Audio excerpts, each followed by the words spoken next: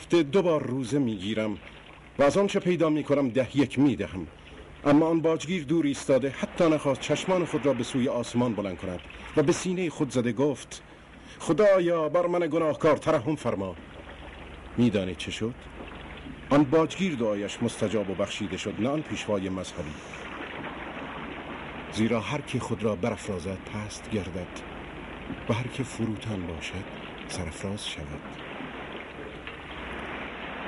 قایق را به میان آبهای عمیق بران ای شمعون و دامهای خود را برای صید ماهی به آب بینداز. چه میگویی؟ ما تمام شب را رنج بردیم ای استاد، اما چیزی نصیبمان نشد. حال که تو دستور میدهی دامها را به آب میاندازیم. یعقوب، یوحنا،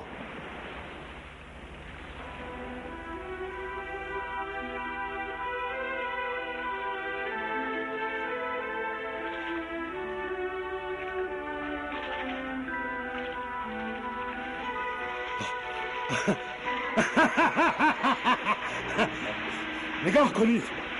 یعقوب، یوحنا، قایقتان را نزدیک بیاورید و کمک کنید. عجله کنید. ماهیست. عجله کنید. فراوان. سبدها را خالی کنید. تندتر.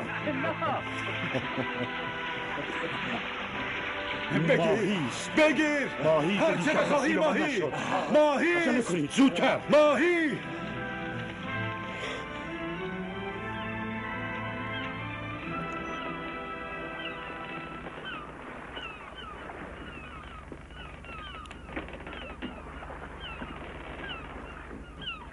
از من دور شو ای خداوند، زیرا من گناهکارم. ترسان مباش، از این پس مردم را صید خواهی کرد.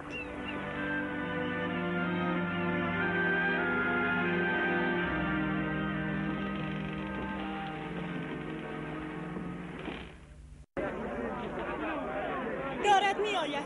رسید. نگاه کنید. ایسا تمنا دارم یگانه دختر مرا شفا دهی. بر من ترحم نما. دخترم 12 سال دارد و مشته به موت است. تمنا دارم با من بیا. دیروز متاسفم. ایسا دختر تو مرده. استاد را زحمت بده. ترسان مباش، ایمان داشته باش، شفا خواهد یافت.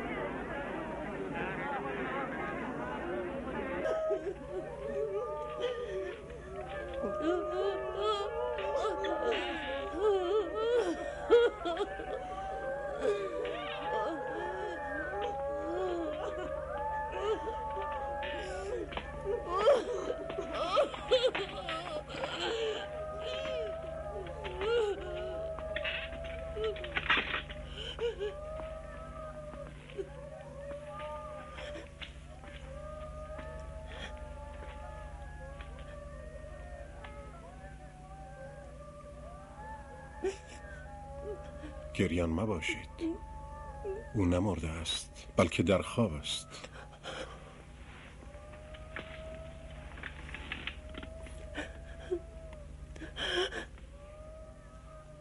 فرزند برخیز.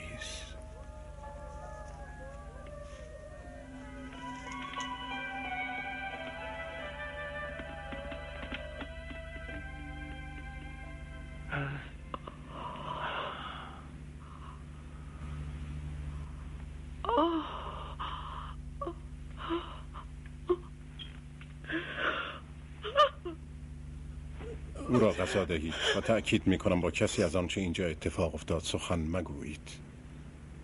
و عیسی بر بالای تپی بلندی رفت که به عبادت بپردازد و چون روز شد از شاگردان خود 12 نفر را انتخاب کرد که حواری وی باشند: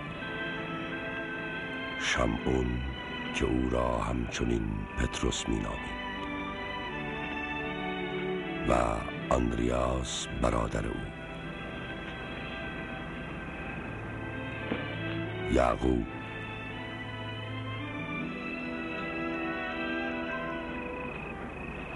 یوحنا،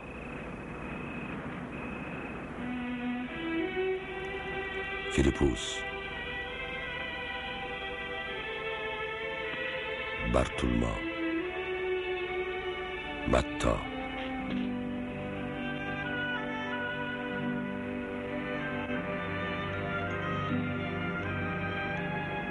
لوقا، یعقوب پسر حلفی، شمعون معروف به قیور، یهودا پسر یعقوب و یهودای اسخریوطی که به او خیانت کرد.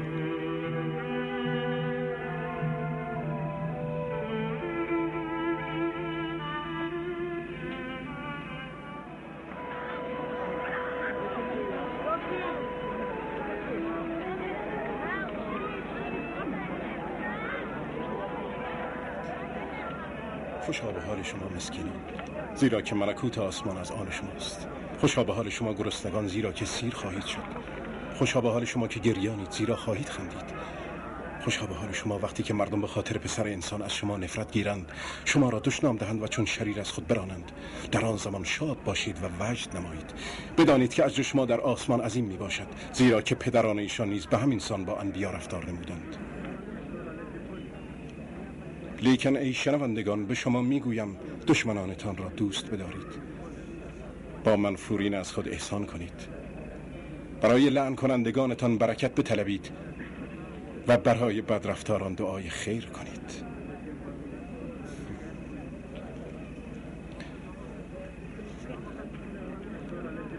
هر که سیلی بر رخساره تو زند، آن سوی را نیز بگردان.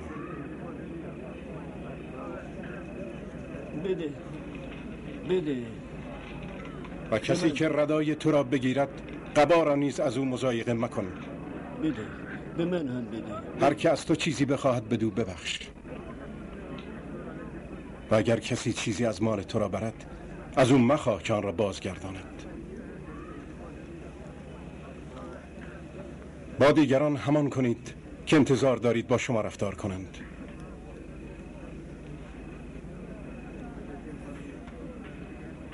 اگر کسانی را محبت نمایید که شما را محبت می کنند، برتری و مزیتی بر شما نیست، زیرا گناهکاران هم دوستداران خود را محبت می نمایند. اگر احسان کنید با هر که به شما احسان کند، چه برتری و مزیتی بر شماست؟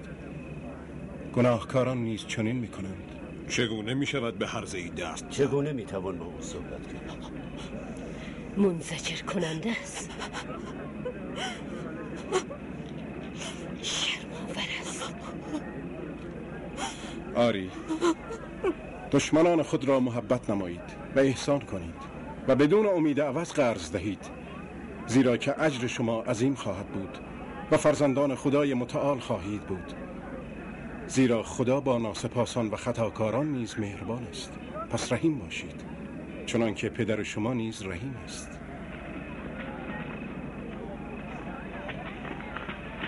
سخن بگو ای استاد. داوری نکنید تا بر شما داوری نشود، و حکم نکنید تا بر شما حکم نشود. ببخشید تا خود نیز بخشوده شوید. باز هم بگو استاد. برم میخواهد این مرد را بشناسم. آیا گمان می‌داری ممکن است او مسیح باشد؟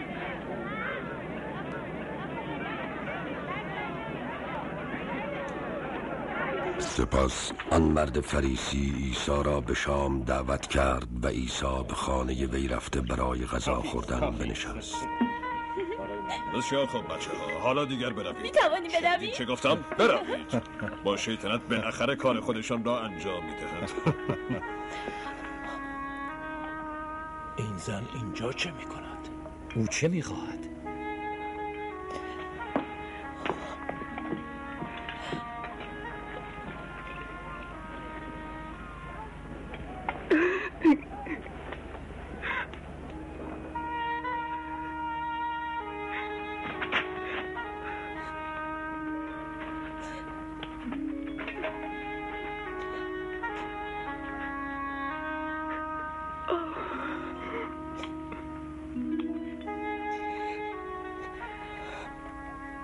اگر این مرد به راستی پیغمبر بود میدانست این زن کیست که دارد به او دست میزند. او بایستی خوب بداند که این چگونه زنی است. من میدانم این زن چه کسی است شمعون. چیزی دارم که به تو بگویم. طلبکاری را 2 بدهکار بود که از یکی 500 و از دیگری 50 دینار طلب داشت و چون چیزی نداشتند که دینشان را ادا کنند پس هر 2 را بخشید. کدام یک از آن 2 را زیادتر محبت نمود؟ گمان میکنم آن که او را زیادتر بخشید. درست گفتی. این زن را میبینی؟ من به خانه تو آمدم، تو برای شستن پاهایم آب نیاوردی، اما این زن پاهای مرا با اشک خود شست و با گیسوانش خشک کرد. تو حتی روی مرا نبوسیدی، لیکن او از بوسیدن پاهای من نیز ابا نکرد. تو سر مرا به روغن مسح نکردی، لیکن او پاهای مرا به عطر تدهین کرد. از این جهت میگویم گناهان او که بسیار است آمرزیده شد چون محبت بسیار نمود. با آنکه آمرزش کمتری یابد نیز محبت کمتری می نماید.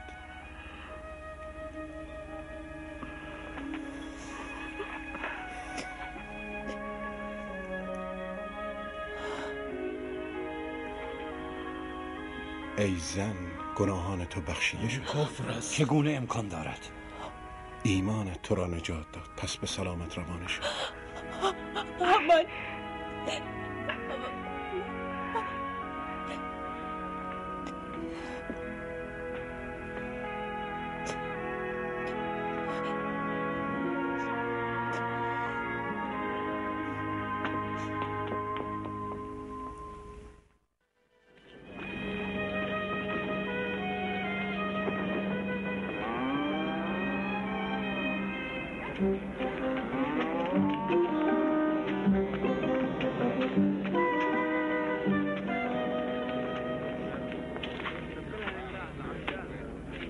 استاد،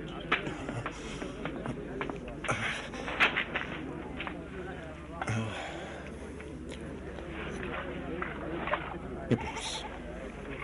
یحیی تعمید دهنده ما را فرستاده، میپرسد آیا آن آینده تو هستی یا باید منتظر دیگری باشیم؟ او را از آنچه دیده و شنیده اید خبر دهید که کوران بینا و لنگان خرامان میگردند و خوشا به حال کسی که در اعتماد به من نلغزد.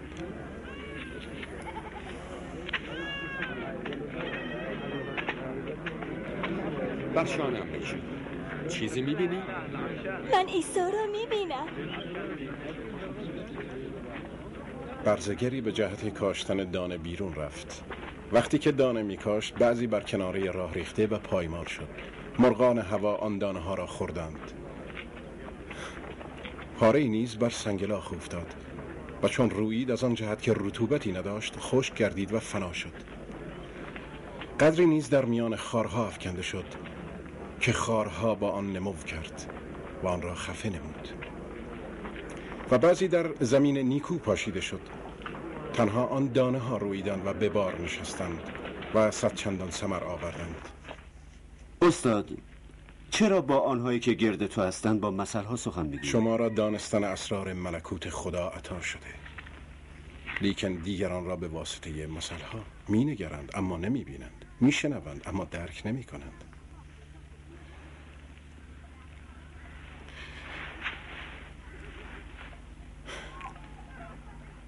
معنی مثل چنین است که می گویم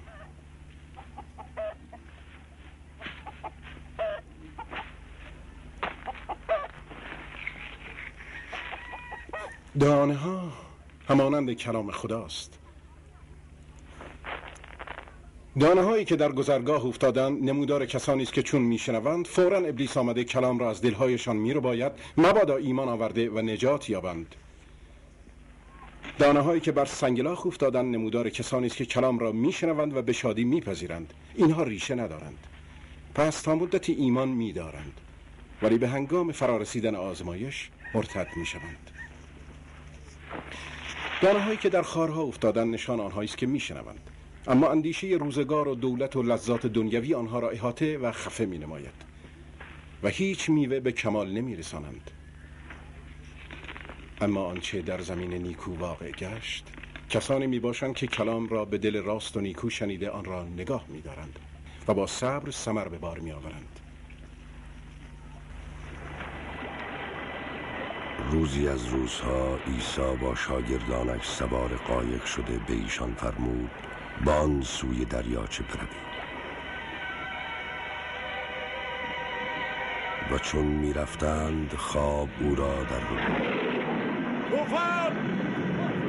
طوفان ما را در بریده.